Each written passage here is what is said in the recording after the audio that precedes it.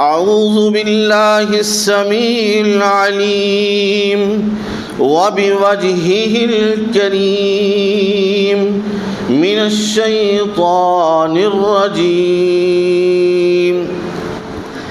بسم الله الرحمن الرحيم وقال ربكم ادعوني استجب لكم وقال ربكم ادعوني استجب لكم ان الذين يستكبرون عن عبادتي سيدخلون جہنم داخرین۔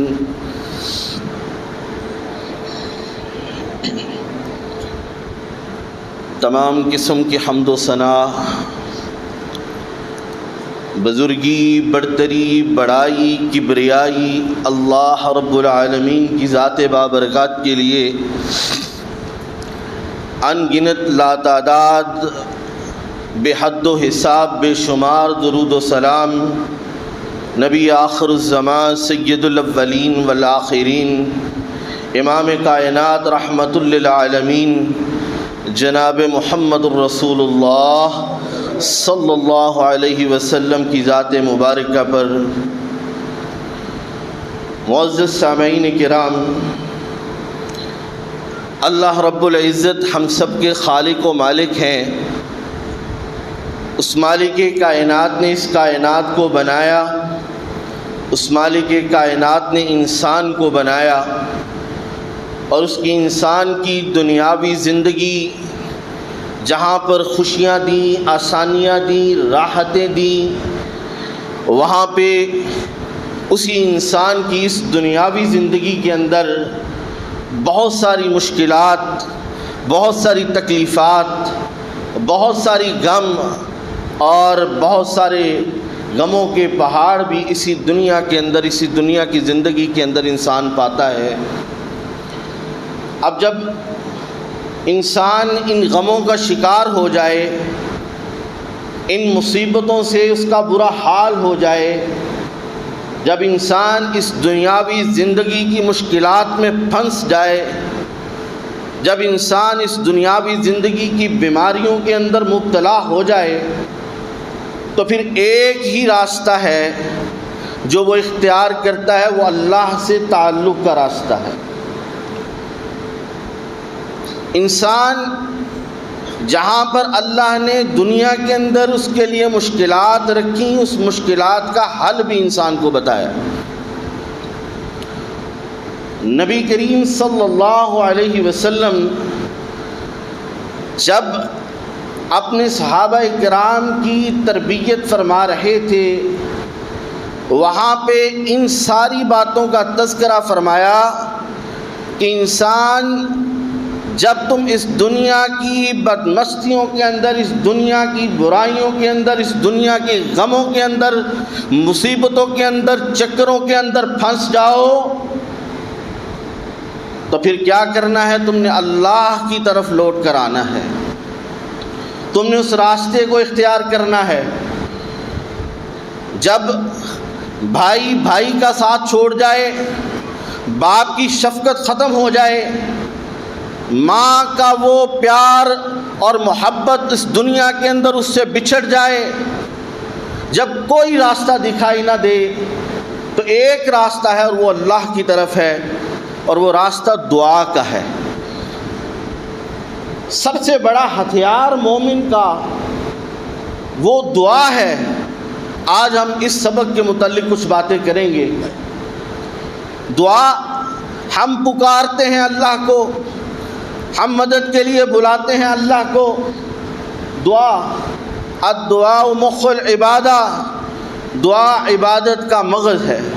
یہ وہ راستہ ہے جس راستے سے تمام انبیاء بھی گزرے، تمام صحابہ بھی گزرے، تمام اولیاء بھی گزرے، اور ہر ذی شعور اور دانش رکھنے والا جو شخص ہے وہ اس راستے سے گزرے گا۔ جب بھی کوئی مشکل ہوگی، جب بھی کوئی اس کو سوال درپیش ہوگا، جب بھی کوئی مطالبہ اس کی زندگی کا ہوگا، وہ اللہ کے حضور اپنی مشکل کو رکھے گا، اللہ کے حضور اپنی دعاؤں کو رکھے گا، اللہ کے حضور اپنی التجاؤں کو رکھے گا، اللہ کے حضور گڑ گڑائے گا، اللہ کے حضور روئے گا، وہ مالک الملک اس کی فریادوں کو پورا کرے گا، اور وہ یہی راستہ ہے کہ انسان اپنے اللہ کی طرف لوٹ کر آ جائے۔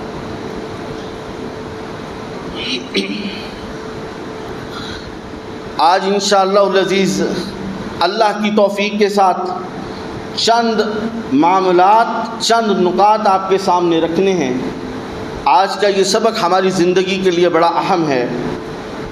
ابن حجر رحمہ اللہ یہ کہتے ہیں، انسان جب تم اللہ کے سامنے اپنی کم عزت ہونے کا اقرار کرتے ہو، جب تم اللہ کے سامنے اپنی ذلت کا اقرار کرتے ہو اور کیا کہتے ہو، کیا مالک عزتوں کا مالک تو ہے، عزتوں والی ذات صرف تیری ہے، میں ہر معاملے میں، ہر زاویے میں، ہر اعتبار سے میں تمہارے سامنے فقیر ہوں۔ یا ایھا الناس انتم الفقراء الی اللہ، تمام انسان اللہ کی طرف فقیر ہیں۔ ابن حجر رحمہ اللہ فرماتے ہیں کہ جب انسان اللہ کے سامنے اپنی ذلتوں کا، اپنی پستیوں کا، اپنی کم عزت ہونے کا اعتراف کرتا ہے اور کہتا ہے مالک تمام عزتوں کا مالک تو ہے، اے خالق تمام عزتوں کا مالک تو ہے، میں ہر اعتبار سے، ہر زاویے سے تمہاری عزتوں کا اقرار کرتا ہوں، اس پہ یقین لاتا ہوں، پھر وہ اپنا مطالبہ اللہ کے سامنے رکھتا ہے، اللہ اس کو خالی ہاتھ واپس نہیں لوٹاتا۔ اللہ پاک قرآن مجید میں فرماتے ہیں وقال ربکم ادعونی استجب لکم، کہ تم پکارو اپنے رب کو۔ جب تمہاری پکاروں کی ڈائریکشن صرف اللہ کی طرف ہو جائے، جب تمہاری پکاروں کا مرکز صرف اللہ ہو جائے، اللہ فرماتے ہیں استجب لکم، میں تمہاری پکار کو سنوں گا اور پورا فرماؤں گا۔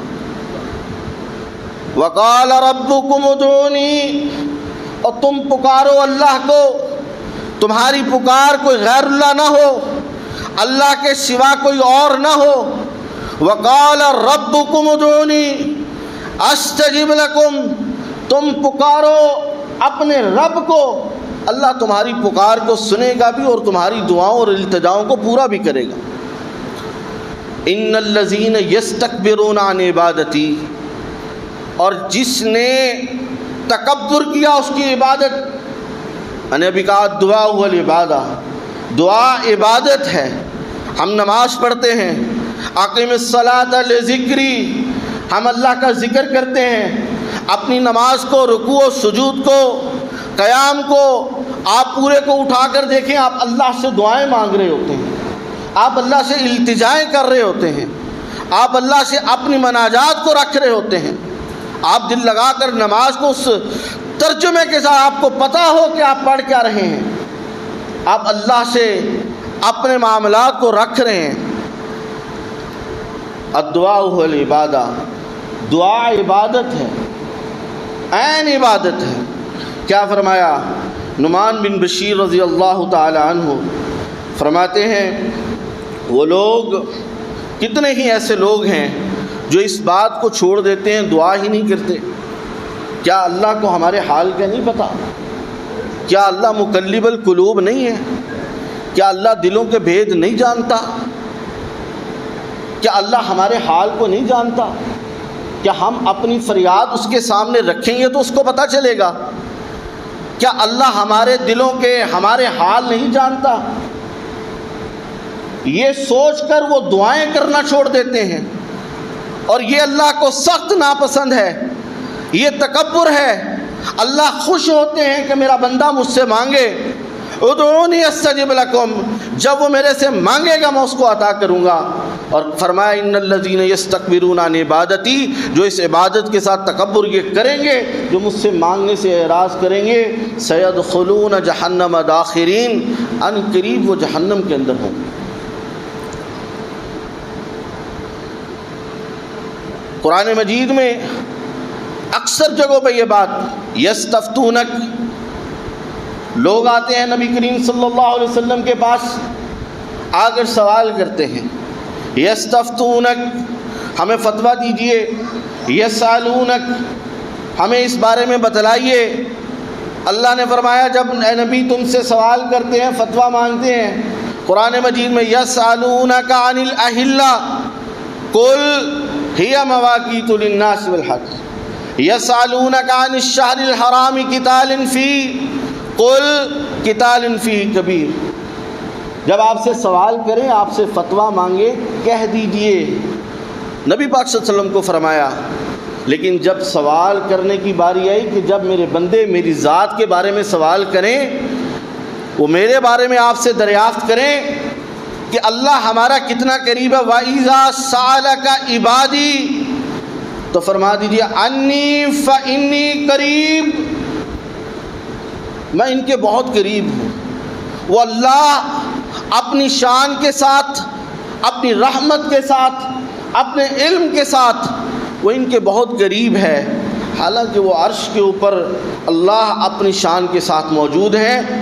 کہا انی فإنی قریب اجیب دعوت الداعی اذا دعان فلیستجیبوا لی ولیؤمنوا بی لعلہم یرشدون۔ اللہ اپنے بندے کے بہت قریب ہیں اور اپنے بندے کی اس پکار کا انتظار کرتے ہیں کہ کب میرا بندہ مجھے پکارے اور میں کہوں لبیک یا عبدی، لبیک یا عبدی۔ کیا سوال ہے میرے بندے؟ یہاں پر نبی کریم صلی اللہ علیہ وسلم نے فرمایا کہ سب سے جو قیمتی اکرم شے جو ہے وہ دعا ہے۔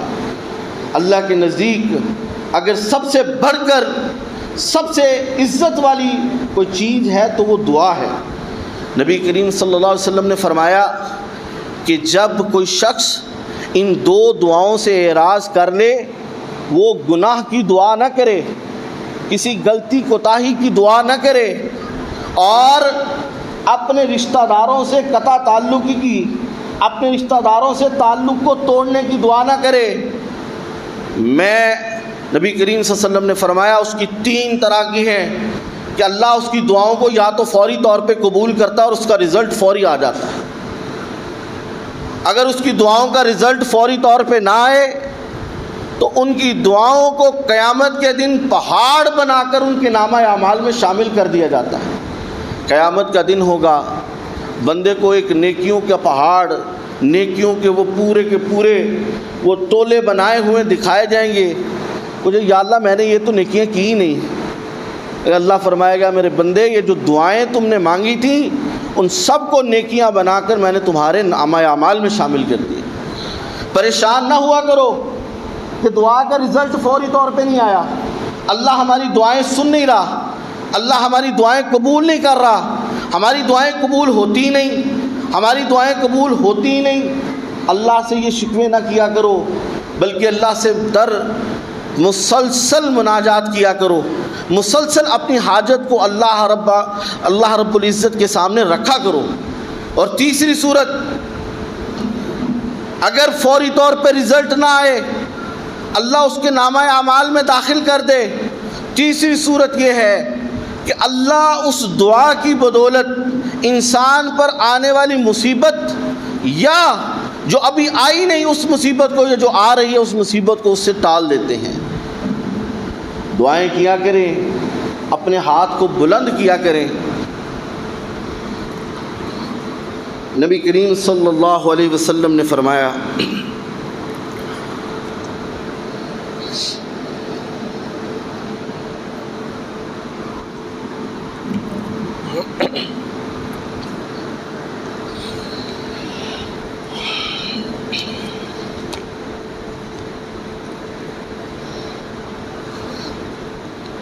انسان کی ضرورت ہے، ضرورتیں انسان کی ہیں، گناہ انسان کرتا ہے، غلطیاں انسان کرتا ہے،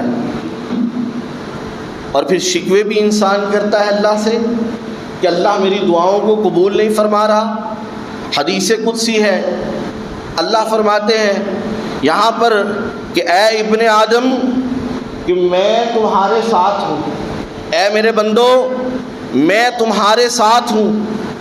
جب تمہارے ہونٹ ہلتے ہیں نا دعا کے لیے، جب تمہارے ہونٹ اس قوی امید کے ساتھ مجھے پکارنے لگتے ہیں، تو اللہ فرماتے ہیں ان کی حرکت سے پہلے تم پر میری رحمت کا نزول شروع ہو جاتا ہے۔ حدیث قدسی ہے، اے ابن آدم، اے آدم کے بیٹے، تم جب بھی مجھے پکارو گے امید کے ساتھ، یقین کے ساتھ، یقین کامل کے ساتھ، میں تیری ہر خواہش کو پورا کروں گا، مجھے کوئی پرواہ نہیں ہے، مجھے کوئی پوچھنے والا نہیں۔ کہا اے ابن آدم اگر تو زمین و آسمان کا جو خلا ہے جس کی مسافت 500 سال بنتی ہے، اللہ فرماتے ہیں میرے بندے اگر تو اس پورے کو گناہوں سے بھر کے لے آئے، اس پورے کو اپنی غلطیوں سے بھر کے لے آئے، اے میرے بندے میری رحمت سے مایوس نہ ہونا، شرک نہ کرنا، میرے ساتھ شریک نہ ٹھہرانا، میں تمہارے گناہوں کو معاف کر دوں گا، نہ صرف معاف کروں گا بلکہ اتنی رحمت کروں گا کہ ان تمام گناہوں کو تمہیں نیکیوں کے اندر بدل کر دے دوں۔ اللہ اپنے بندے کے لیے اتنے مہربان ہیں، اللہ اپنے بندے کے لیے اتنے کرم والے ہیں، اتنے نرم ہیں۔ ام سلمہ رضی اللہ تعالی عنہ فرماتی ہیں کہ جب تم مصیبتوں میں پھنس جاؤ آ کر یہ الفاظ کہا کرو، اللہ اللہ ربی لا اشرک بہ شیئا۔ اللہ کو یہ الفاظ بڑے پسند ہیں، پھر اپنی مناجات اور حاجات کو رکھا کرو، اللہ ساری دعاؤں کو قبول فرما لے گا۔ اللہ کے ساتھ شریک نہ ٹھہرانا۔ معاذ بن جبل رضی اللہ تعالی عنہ، نبی کریم صلی اللہ علیہ وسلم نے پوچھا اے معاذ تمہیں پتہ ہے کہ اللہ کا بندوں پر کیا حق ہے؟ کہا نہیں یا رسول اللہ۔ فرمایا وَاعْبُدُوا وَلَا تُشْرِكُوا بِهِ شَيْئًا، اس کی عبادت کرو، اس کی بندگی کرو، اس کے ساتھ کسی کو شریک مت ٹھہراؤ، یہ اللہ کا حق ہے اس کے بندوں پر۔ کہا معاذ کیا تمہیں پتہ ہے کہ بندوں کا اللہ کے اوپر کیا حق ہے؟ کہا نہیں یا رسول اللہ۔ فرمایا کہ بندوں کا اللہ کے اوپر حق یہ ہے کہ جب اس کے بندے اس کے عبادت گزار ہو جائیں، اس کے ساتھ کسی کو شریک نہ ٹھہرائیں، تو وہ اللہ اپنی رحمت کے ساتھ ان کو معاف کر کے بخشش ان کو دے کر ان کے لیے جنت کے دروازوں کو کھول دیتا ہے۔ یہ بندوں کا حق ہے اللہ کے اوپر۔ ہم دعائیں کرتے ہیں، ہم اللہ کے سامنے مناجات کرتے ہیں، ہم اللہ کے سامنے روتے ہیں، گڑ گڑاتے ہیں، کیا کبھی ہم نے سوچا کیا ہم اس مالک کی شان کے مطابق اس سے دعائیں مانگ رہے ہیں؟ کیا ہم نے کبھی یہ سوچا کہ نبی کریم صلی اللہ علیہ وسلم نے ہمیں دعا کے آداب کیا سکھلائے ہیں؟ ہم اللہ کے حضور اپنی مناجات کو رکھتے ہیں، کیا ہمیں دعا کرنے کے آداب آتے ہیں؟ ہم اللہ سے مانگتے ہیں۔ آج تم کسی دنیا کے عہدیدار کو ملنے جاتے ہو، آج تم کبھی کسی دنیاوی آفس کے اندر اپنی حاجت کو لے کر جاتے ہو، تم وہاں پر پہنچتے ہو باادب ہو کر، مؤدب ہو کر، تمہارا لہجہ بھی نرم، تمہیں پورا ڈیکورم اپنانا ہوتا ہے۔ جب اللہ کے سامنے پیش ہوتے ہو، اللہ کے سامنے اپنی دعاؤں کو رکھتے ہو، کیا تم نے سوچا ہے اس دعا کرنے کے آداب کیا ہیں؟ نبی کریم صلی اللہ علیہ وسلم نے فرمایا آج ہم دعا کرنے کے کچھ آداب جو ہیں وہ ہمارا آج کا سبق ہے۔ نبی کریم صلی اللہ علیہ وسلم نے فرمایا پہلا ادب، جب دعا کے لیے بیٹھو وضو کر کے بیٹھو۔ جب دعا کے لیے آؤ، اللہ کے سامنے گڑ گڑانے کے لیے آؤ تو وضو کر کے آؤ۔ اللہ مالک ہے، وہ ہر حال میں سنتا ہے، وہ ہر دم سنتا ہے، وہ دن کے 24 گھنٹوں میں سنتا ہے، اس گھنٹے کے ہر منٹ میں سنتا ہے۔ وہ مالک الملک ہے، وہ علی کل شیء قدیر ہے، وہ دلوں کے راز خوب جاننے والا ہے، وہ علیم بذات الصدور ہے۔ وہ اللہ کے بندے، تمہیں اس مالک اور خالق نے پیدا کیا، اس خالق کائنات کے دربار میں مانگت بن کر، فقیر بن کر گڑ گڑانے کے لیے آئے ہو، پاک مطہر بن کر آؤ۔ ایک صحابی نبی کریم صلی اللہ علیہ وسلم کے پاس تشریف لائے، فرمایا یا رسول اللہ دعا فرما دیجئے۔ اللہ کے نبی وضو کر کے تشریف لائے، اپنے ہاتھوں کو بلند فرمایا اور کیا فرمایا؟ اے میرے اللہ، اس کا درجہ تمام مخلوق سے بہتر فرما دے۔ دعا کا پہلا ادب، جب بھی دعا کرنے کے لیے بیٹھو، آج یہ سبق یاد کر کے جائیے گا کہ اپنا وضو بنا کر بیٹھیں، وضو کر کے اللہ کے سامنے اپنی حاجت کو رکھیں۔ جب بھی دعا کے لیے بیٹھیں، دعا کا دوسرا ادب، اپنا رخ قبلہ کی طرف رکھیں، قبلہ کی طرف رخ کر کے دعا مانگا کریں۔ یہ دعا کے آداب میں سے ایک ادب ہے۔ آئیے دعا کا تیسرا ادب بتاتا چلوں۔ وضو کر کے آؤ، قبلہ رخ بیٹھو اور دعا کرنے کے لیے اپنے ہاتھوں کو بلند کر لیا کرو، اپنے ہاتھوں کو اللہ کے سامنے اٹھا لیا کرو۔ جب فقیر اس کے سامنے مانگنے کے لیے آئے، پورے توجہ کے ساتھ اپنے ہاتھوں کو بلند فرما لیا کرو۔ اور جب دعا کرنی شروع کرتے ہو، ہمارا آج کا عالم یہ ہے، ہم کہتے ہیں کہ بس دعا کرنی شروع کریں، اللہ کے سامنے اپنی مناجات کو رکھے، اللہ اے بھی دے دے، اللہ اے بھی دے دے، اے بھی پورا کر دے، کار دے، اے بھی خرچے پورے کر دے۔ نہیں کی تو اللہ کی تعریف بیان نہیں کی، نہیں کی تو نبی کریم صلی اللہ علیہ وسلم پر درود نہیں بھیجا۔ آؤ دعا کا چوتھا ادب کہ جب بھی اللہ کے سامنے اپنے ہاتھوں کو پھیلاؤ تو اللہ کی وحدانیت کے چرچے کیا کرو، اللہ کی حمد بیان کیا کرو، اللہ کی تعریف بیان کیا کرو۔ الحمدللہ الذی وہب لی علی الکبر اسماعیل و اسحاق، الحمدللہ الذی انزل علی عبدہ الکتاب ولم یجعل لہ عوجا، الف لام میم اللہ لا الہ الا هو الحی القیوم۔ آؤ پورا قرآن بھرا پڑا اللہ کی تعریف کیا کرو، اللہ کی حمد و ثنا بیان کیا کرو۔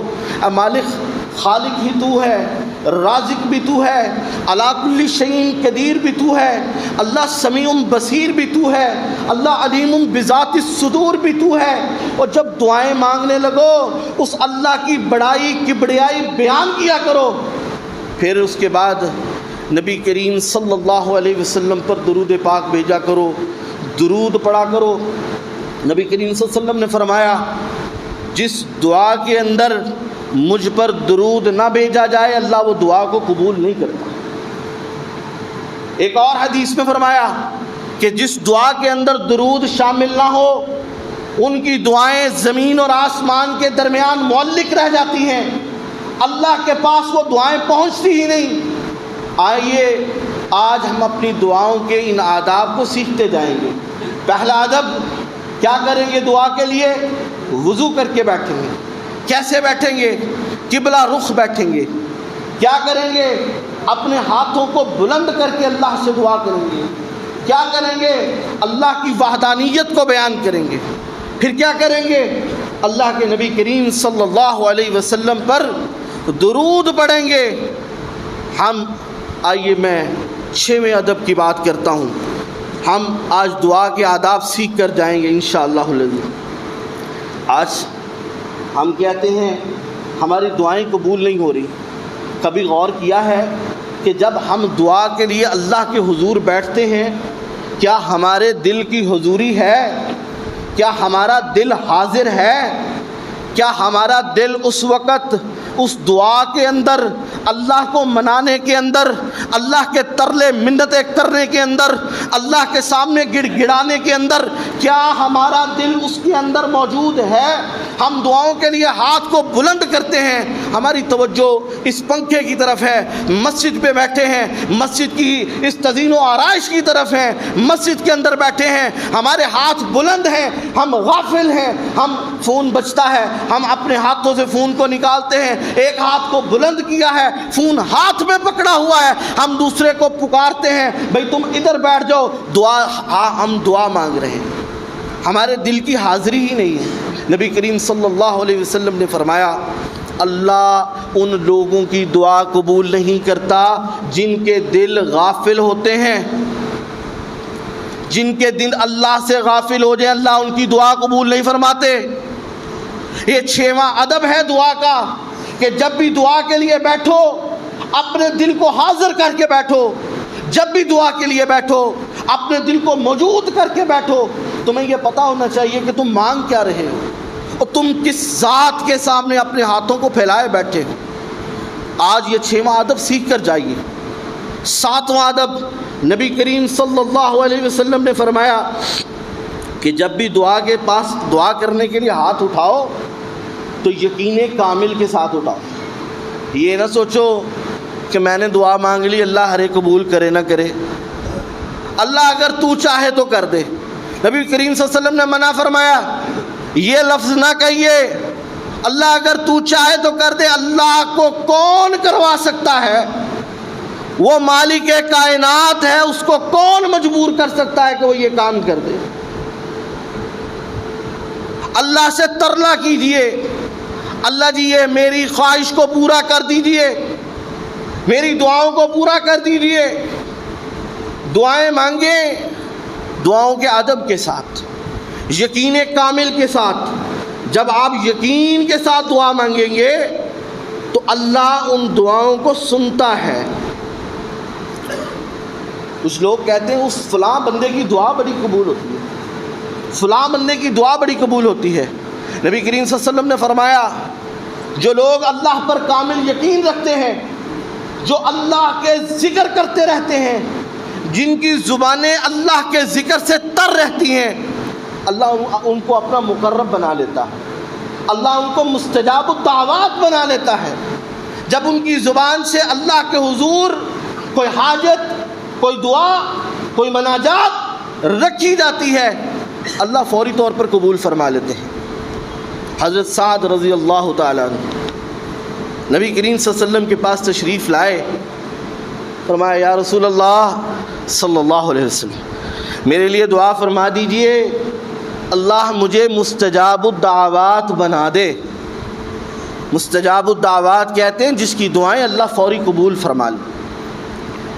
نبی کریم صلی اللہ علیہ وسلم نے فرمایا اے سعد خبردار تمہارے رزق میں حرام کی آمیزش نہ ہو، خبردار تمہارا رزق پاک ہو، اللہ تم مستجاب الدعوات بنا دے۔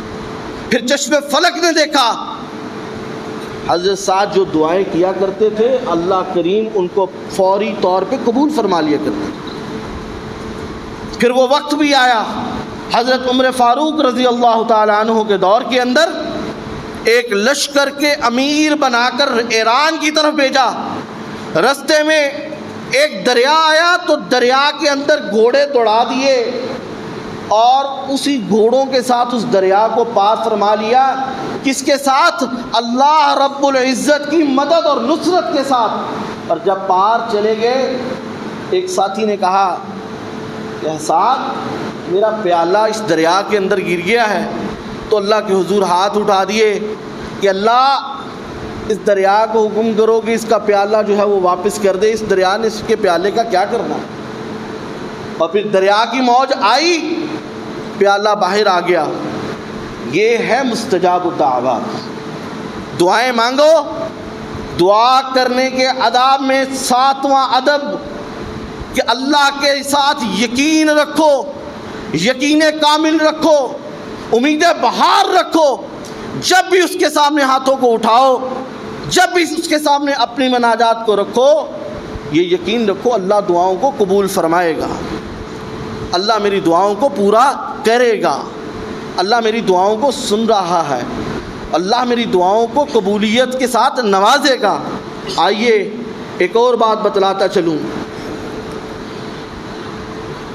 نبی کریم صلی اللہ علیہ وسلم نے فرمایا کہ جب 8واں ادب ہم بات کرتے ہیں کہ جب بھی دعا کرو تو دعا سب سے پہلے اپنے لیے کرو۔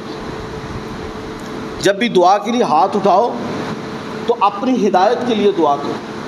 جب بھی دعا کے لیے ہاتھ اٹھاؤ اپنی مغفرت، اپنی بخشش، اپنے گناہوں سے معافی طلب کرو، پھر دوسروں کے لیے دعا کرو۔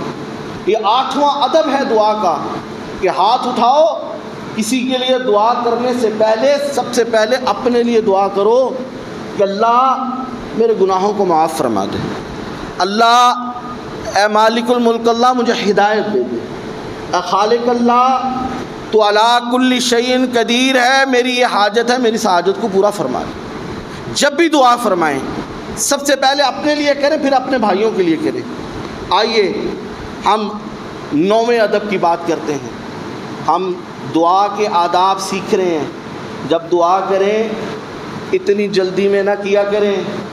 ہم مساجد میں آتے ہیں، آ کر نکلنے کی کوشش میں ہوتے ہیں، ہم نماز پڑھ رہے ہوتے ہیں۔ یہ ہنسنے کی بات نہیں، المیہ ہے کہ آپ نمازوں کے اندر اپنی دنیاوی چیزوں کو سوچ رہے ہوتے ہیں، آپ اس یکسوئی کے ساتھ اللہ کے حضور پیش نہیں ہوتے۔ نبی کریم صلی اللہ علیہ وسلم نے فرمایا کہ جب دعا کیا کرو تو جلدی جلدی نہ کیا کرو، تیزی تیزی کے ساتھ دعائیں اللہ کے سامنے رکھ کے نہ جایا کرو، دعا کرنے میں وقت لگایا کرو۔ اور جب تم دعا آداب کے ساتھ کرو گے وقت لگے گا، جب تم دعا ان آداب کے ساتھ کرو گے، تم اللہ کی حمد بیان کرو گے، تم نبی پر درود پڑھو گے، تم امید کامل اور یقین کے ساتھ اللہ کی بڑائی کو بیان کرو گے، تم اپنی حاجات اور مناجات کو رکھو گے، تو جلدی جلدی نہ رکھا کرو، وقت لگایا کرو، اس مالک کو اپنے اوپر منایا کرو، جلد بازی کے اندر دعائیں نہ کیا کرو۔ حضرت عمر فاروق رضی اللہ تعالیٰ عنہ فرماتے ہیں، کہتے ہیں مجھے اس بات کا کبھی یہ نہیں ہوا کہ میری دعا قبول نہیں ہوگی، میں دعا کرتا ہوں، یہ اللہ کی توفیق ہے کہ میں دعا کرتا ہوں، میرا یقین ہے اس مالک کے اوپر، اس نے میری دعاؤں کو قبول کرنا ہے، اس لیے میں اللہ کے حضورات اٹھاتا ہوں، مجھے ڈر ہے کہیں یہ وہ طاقت چھین نہ لے۔ آج ہم دعا کو سمجھتے ہی کچھ نہیں ہے۔ آج ہم نے سمجھ لیا، ہم تہجد گزار بن گئے، ہم عبادت گزار ہو گئے، ہم 5 وقتہ نماز پڑھنے لگے، ہم اللہ کے حضور اپنی مناجات کو رکھتے ہی نہیں ہیں، ہمیں یہ پتہ ہی نہیں ہے۔ کوئی نہیں، اللہ کو پتہ ہے، وہ مقلب القلوب ہے، وہ دلوں کے حال جانتا ہے، وہ سمیع بصیر ہے، وہ دیکھ رہا ہے، لیکن وہ چاہتا ہے کہ وہ میرا بندہ میرے سامنے آئے، اپنی حاجت کو میرے سامنے پیش کرے، میں اس کی حاجت کو پورا کروں۔ وَإِذَا سَأَلَكَ عِبَادِي عَنِّي فَإِنِّي قَرِيبٌ، میں تمہاری شارک سے بھی زیادہ قریب ہوں، مِنْ حَبْلِ الْوَرِيدِ،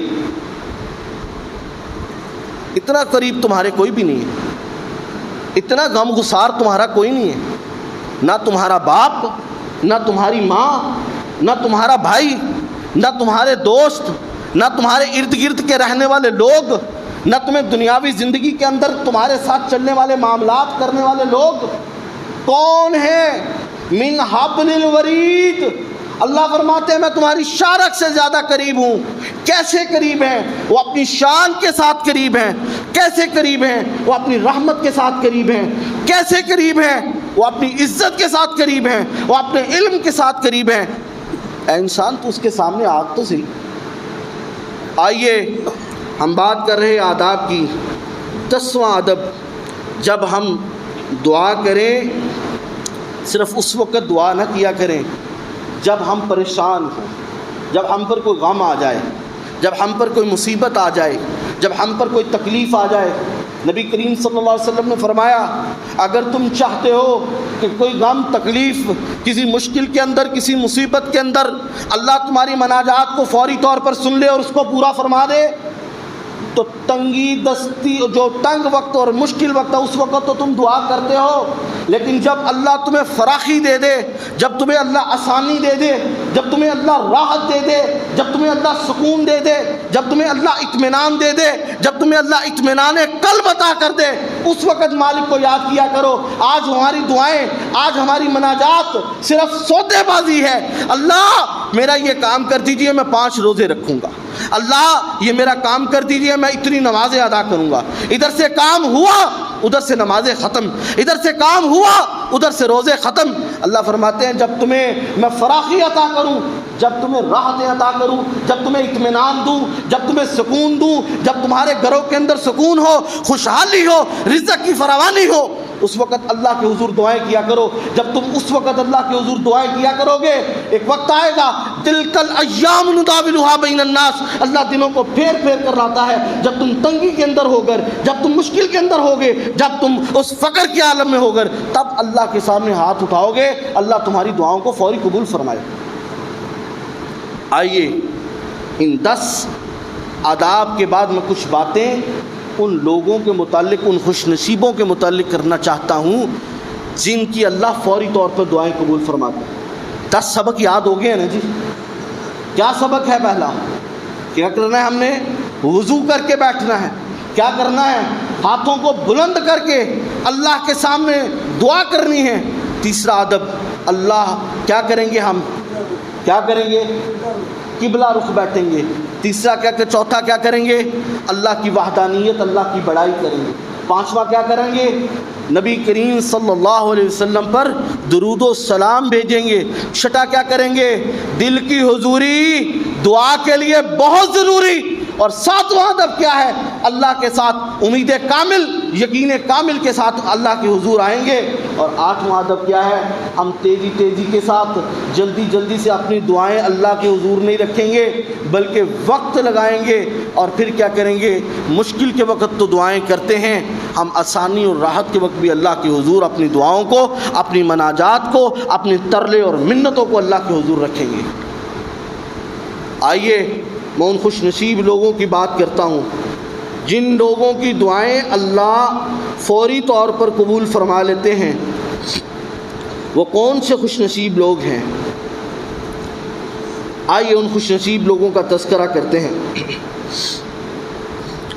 نبی کریم صلی اللہ علیہ وسلم نے فرمایا کہ جو مسافر ہوتا ہے، جو سفر کر رہا ہوتا ہے، ہم سفر کو ایسے ہی جان لیتے ہیں، مسافر کی دعا اللہ فوری طور پر قبول فرما لیتے ہیں۔ سفر کرنے والے کی دعا اللہ فوری طور پر قبول فرما لیتے ہیں۔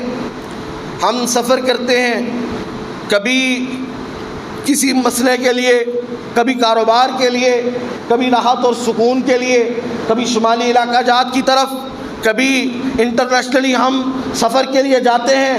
اور سفر ایک ایسی چیز ہے جہاں پر وہ انسان اکیلا ہوتا ہے، لیکن اس کا اللہ اس کا ساتھی ہوتا ہے، اللہ اس کا ساتھی ہوتا ہے۔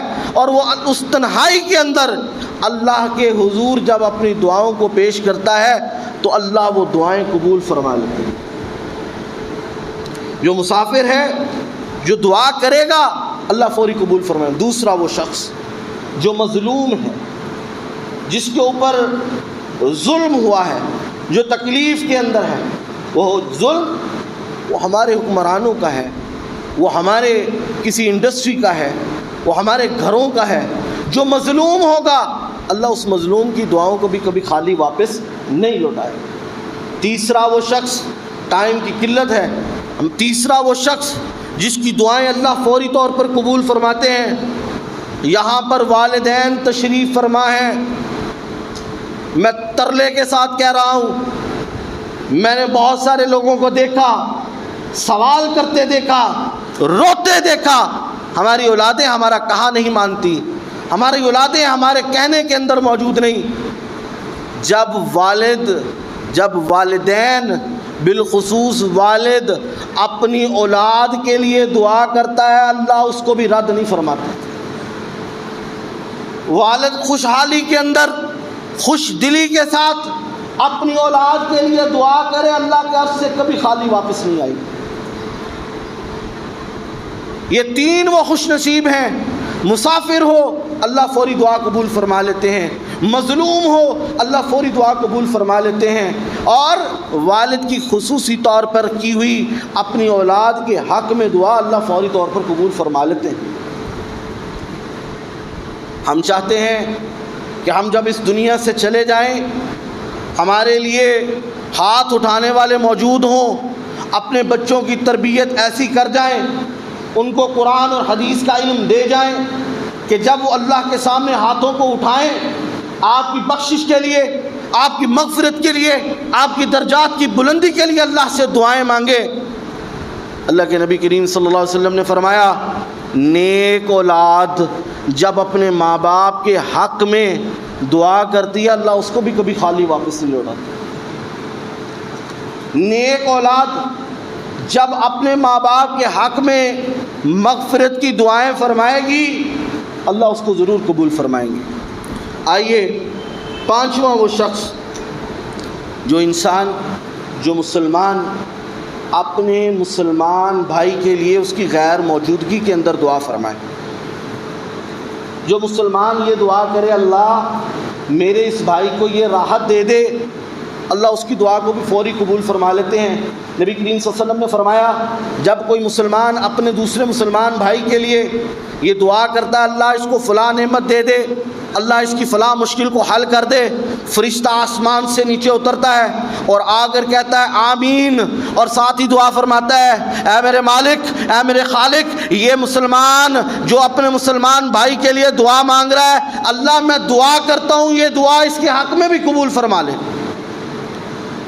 آج ہم لوگ حسد کے بھرے ہوئے، ہم لوگ بغض کے بھرے ہوئے، آج ہم لوگ دعائیں کیا کرنی ہے، ہم کسی کا مال دیکھ لیں، ہم کسی کو خوشحال دیکھ لیں، کہتے اللہ سانو دتا نہیں، انہوں بہتا دے ہی جانا ہے، سانو نہیں دیتا اندے کو بھی کھول ہے۔ آج ہمارے دلوں کے حال یہ ہو چکے ہیں۔ نبی کریم صلی اللہ علیہ وسلم نے فرمایا، یہ ہے وہ دل کا بڑا ہونا، یہ ظرف کا بڑا ہونا کہ تم اپنے مسلمان بھائی کے لیے دعا کرو کہ اللہ اس کو یہ راحت دے دے، اللہ یہ اس کو انعام دے دے، اللہ یہ اس کی مشکل کو حل کر دے۔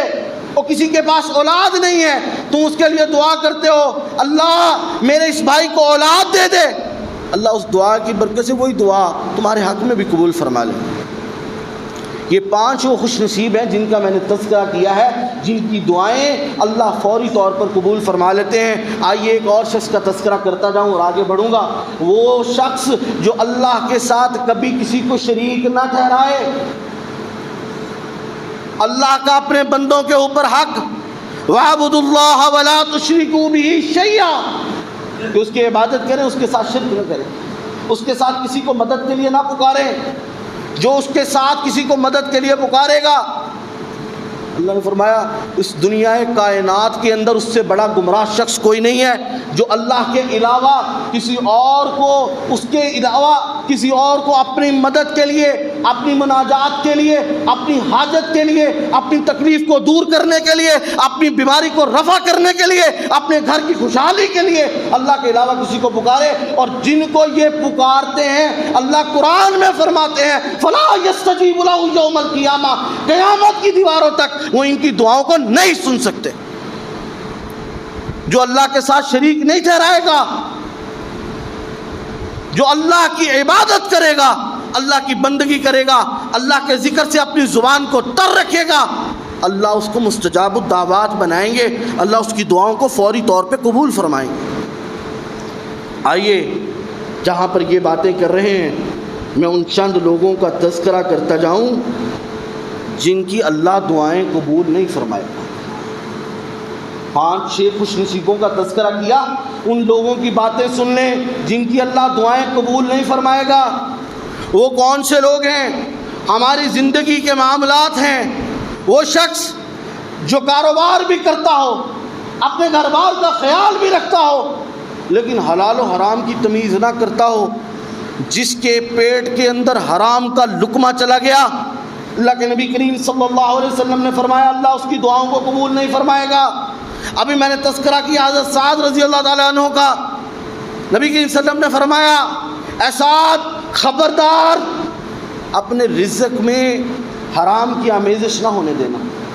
اس حرام کی آمیزش نہ ہونے پر اللہ نے ان کو مستجاب الدعوات بنا دیا۔ جو شخص حلال اور حرام کی تمیز نہ کرے، جو شخص کاروبار کرے، اپنے معاملات کو چلائے، اپنے بچوں کو حلال کا لقمہ نہ کھلائے، حرام کا لقمہ کھلائے، اللہ ان کی دعاؤں کو قبول نہیں فرمائے۔ آئیے اس دوسرے بدقسمت شخص کی بات کرتا ہوں۔ نبی کریم صلی اللہ علیہ وسلم نے فرمایا وہ شخص جو لین دین کے معاملات کرتا ہے، وہ شخص جو کاروبار کرتا ہے، وہ شخص جب کسی کو مال دیتا ہے یا لیتا ہے یا اس سے کوئی پیسوں کا لین دین کرتا ہے یا کوئی قرض لیتا ہے، اس کے ساتھ کوئی گواہ نہیں بناتا، اس کو لکھتا نہیں ہے۔ وہ میں تواڈے کولوں لکھنا ہے، وہ تسی تے بڑے حاجی نمازی بنانا، تواڈا کی گل؟ اور کیا ان کی شان ابو بکر صدیق رضی اللہ تعالیٰ عنہ، عمر فاروق رضی اللہ تعالیٰ عنہ، عثمان ذی النورین رضی اللہ تعالیٰ عنہ، علی حیدر کرار رضی اللہ تعالیٰ عنہ سے زیادہ ہے؟ کیا ان کا علم ان سے زیادہ ہے؟ نبی کریم صلی اللہ علیہ وسلم نے فرمایا جب تم معاملات کرو، لین دین کے معاملات کرو، جب تم کسی کو قرض دو لو، لکھ لیا کرو، کسی کو گواہ بنا لیا کرو۔ کوئی تہجد گزار ہو اور اس بات سے اعراض کرے کہ جی تسی بڑے دنیا دار، بڑے تہجد گزار، بڑے جناب تسی اللہ دے نیک بندے ہو، تہاڈے نال کی لکھنا ہے؟ اللہ ایسے بندے کی دعائیں قبول نہیں فرمائے۔ نبی کریم صلی اللہ علیہ وسلم فرمایا تیسرا بدقسمت شخص، معاملات کڑوے ہو رہے ہیں، تیسرا بدقسمت شخص وہ ہے جس کے گھر کی عورت، جس کی بیوی بدکار ہو، بد اخلاق ہو، وہ اس کو سمجھا نہ سکے، اللہ اس شخص کی دعائیں بھی قبول نہیں فرمائے۔ آج اپنے گروبانوں کے اندر جھانک کر دیکھیے ہمارے گھروں کے حالات کیا چل رہے ہیں۔ آئیے ایک اور شخص کا تذکرہ کرتا جاؤں۔ نبی کریم صلی اللہ علیہ وسلم نے فرمایا اللہ نے مرد کو قوام بنایا ہے، اللہ نے مرد کو کنبے کا ذمہ دار بنایا ہے کہ وہ اپنے اہل و عیال کے رزق اور مال، اس کے اسباب کا بندوبست مرد کرے گا۔ آج ہماری زندگی کے اندر ارد گرد نظر دوڑا کر دیکھیں، اپنے گروبانوں میں جھانک کر دیکھیں، ایسی سینکڑوں مثالیں ملیں گی۔ بیوی پڑھی لکھی ہے، بہت بڑی ہے، پیسہ موجود ہے، بیوی کو دے دیا وہ کاروبار کر رہی ہے، بیوی کو چھوڑ دیا کہ وہ جا کر جاب کر رہی ہے، یہ شخص اپنی ذمہ داریوں سے پیچھے ہٹ گیا۔ اللہ نے فرمایا ایسے شخص کی بھی دعا اللہ پاک، نبی کریم صلی اللہ علیہ وسلم نے فرمایا ایسے شخص کی اللہ دعا قبول نہیں فرمائے گا۔ یہ وہ بدقسمت لوگ ہیں جن کی اللہ دعائیں قبول نہیں فرمائے گا۔ آئیے میں جلدی وہ اوقات، وہ وقت بتا دوں جب اللہ اپنے بندوں کی دعائیں فوری قبول فرماتے۔ آج کا چوتھا سبق، دعا کے آداب، خوش قسمت اور بدقسمت لوگوں کے تذکرے کے ساتھ چند وہ اوقات بتلا دوں جب اللہ اپنے بندے کی دعائیں فوری طور پر قبول فرما لیتے ہیں۔ آئیے پہلا وہ ٹائم جب اللہ اپنے بندوں کی دعاؤں کو فوری طور پہ قبول فرماتا ہے۔ سحری کا وقت ہو جائے، آدھی رات گزر جائے، رات کا تیسرا حصہ شروع ہو جائے، اللہ اپنی شان، اپنی عزت، اپنی رحمت، اپنے کرم کے ساتھ آسمان دنیا پر آ جاتے ہیں اور آ کر کہتے ہیں ہے کوئی مجھ سے سوال کرنے والا، ہے کوئی مجھ سے مانگنے والا، ہے کوئی رزق کی جستجو کرنے والا، ہے کوئی مجھ سے معافی کا طلبگار، ہے کوئی مجھ سے بخشش مانگنے والا، ہے کوئی مجھ سے مغفرت مانگنے والا۔ اللہ کے نبی کریم صلی اللہ علیہ وسلم نے فرمایا اس وقت جو ان آداب کے ساتھ، ان پورے معاملات کے ساتھ اللہ کے حضور اپنی مناجات کو رکھتا ہے، اللہ اس کی دعاؤں کو قبول فرما لیتے ہیں۔ یہ وہ وقت ہے جب اللہ اپنے بندے کی دعاؤں کو رد نہیں فرماتا۔ آئیے میں دوسرے وقت کی بات کروں، جب ہم مسجد کی طرف آتے ہیں، اذان ہو جائے، اذان اور اقامت یعنی نماز کے درمیان کا جو وقت ہے، ہم دوڑ کے اندر، ہم کھیل کود کے اندر، ہم اپنی باتوں کے اندر، ہم اپنے حال احوال کے اندر، ہم اپنے خیالات کے اندر، ہم اپنی دنیاوی حساب کے اندر اپنی قدر و منزلت، اس وقت کی قدر و منزلت کو کھو دیتے ہیں۔ نبی کریم صلی اللہ علیہ وسلم نے فرمایا کہ جب اذان ہو جائے، اذان اور نماز کے درمیان جو وقت ہے اس کو غنیمت جانو، اللہ کے حضور دعائیں مانگو، اللہ اس وقت میں اپنے بندوں کی دعاؤں کو فوری طور پر قبول فرما لے۔ آئیے عہد کیجیے کہ اس وقت کو غنیمت جانیں گے، آئیں گے، اللہ کا ذکر کریں گے، قرآن کی تلاوت کریں گے، اللہ سے دعائیں مانگیں گے۔ آئیے تیسرے وقت کی بات کرتا ہوں۔ جب انسان سجدے کی حالت میں ہوتا ہے اللہ کے سب سے قریب ہوتا ہے، اور اس حالت کے اندر جب اللہ سے رو کر اس کی منتیں کر کے، اس سے ترلے کر کے، اس سے مناجات اپنی رکھتا ہے، اللہ اس وقت اپنے بندوں کی ساری دعائیں قبول کر لیتا ہے۔ جب انسان قیام کے لیے کھڑا ہوتا ہے تو گناہ ادھر آ جاتا ہے، جب رکوع میں جاتے ہیں تو نیچے آ جاتے ہیں، جب سجدے میں جاتے ہیں تو وہ زمین کے اندر سارے نکل جاتے ہیں۔ سجدوں کو لمبا کیا کرو، سجدے کے اندر دعائیں مانگا کرو۔ یہ میں صرف جلوت کی بات نہیں کر رہا کہ آپ نماز پڑھ رہے ہیں تو تمہیں تنہائی میں وقت مل جائے، وضو کرو، ویسے ہی اللہ کے حضور سجدے میں پڑ جاؤ اور رو رو کر اپنی مناجات کو اپنے مالک اور خالق کے سامنے رکھا کرو۔